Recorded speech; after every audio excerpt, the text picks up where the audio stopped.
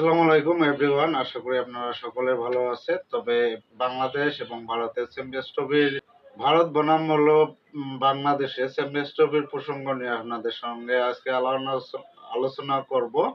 বাংলাদেশ ইতিমধ্যে হলো ২ টি প্রস্তুতি ম্যাচ খেলেছে পাকিস্তানের সাহেলসের বিপক্ষে। প্রথমটি যদি ভালো করেছে ৪০ ওভারে ৩৯৬ রান করেছে। কিন্তু দ্বিতীয় প্রস্তুতি ম্যাচে খুব বাজেভাবে ব্যাটিং করেছে বাংলাদেশের ব্যাটসম্যানরা।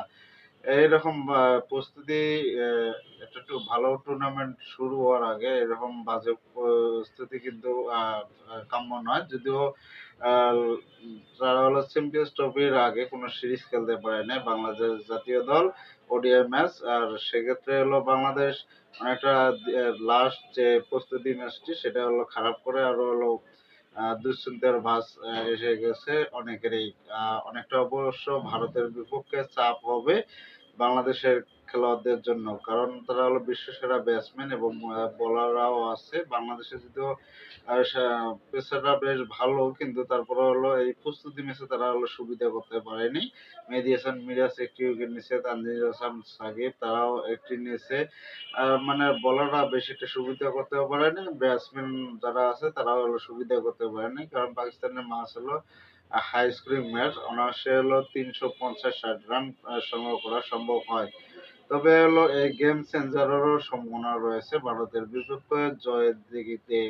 যদিও বাংলাদেশের ওপেনিং এ হলো জটিলতা রয়েছে। আমি বারবার বলছি যে লেফট রাইট কম্বিনেশন থাকলে সেক্ষেত্রে হলো লিটন দাস থাকলে সবচেয়ে বেশি ভালো হতো। তানজিদ হাসান তামিম হলো প্রস্তুতি ম্যাচে গতকালকে প্রস্তুতি ম্যাচে হলো ৩ বলে ৬ রান করে আউট হয়ে যান এবং এই প্রস্তুতি ম্যাচে সর্বোচ্চ হলো ৫৩ বলে ৪৪ রান করেন মেহেদী হাসান মিরাজ এবং হলো বোলার তানজিদ হাসান সাকিব সে হলো ৩০ বলে ২৭ রান সংগ্রহ করে। আর এছাড়া হলো কেউ আর ভালো ইনিংস উপহার দিতে পারেনি। যদিও প্রস্তুতি ম্যাচ যে কেউ বোলার এবং যে কেউ ব্যাটিং করতে পারে।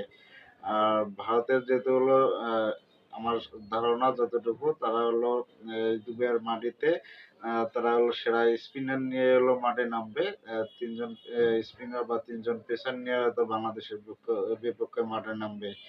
আর বাংলাদেশের ব্যাটসম্যানরা যদি রান করতে না পারে, সৌম্য সরকার মোটামুটি প্রস্তুতি ম্যাচে রান করেছেন কিন্তু হলো তানজিদ হাসান তামিম যে ইনিংস করেছেন বা নাজমুল হাসান শান্ত বেশি একটা ভালো সুবিধা করতে পারেন নাই।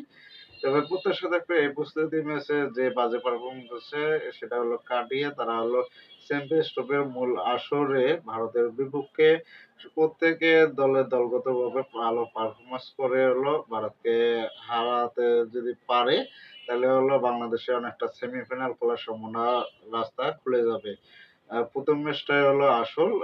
যদি ১ম ম্যাচটায় ভারতকে হারাতে পারে, দলগতভাবে সবাই উৎফুল্ল থাকবে আর মন মানসিকতা অনেকটা ভালো হয়ে যাবে। যার পরবর্তী ম্যাচগুলো একটু অনেক ইজি হয়ে যাবে। ভারতের অনেক শক্তিশালী দল।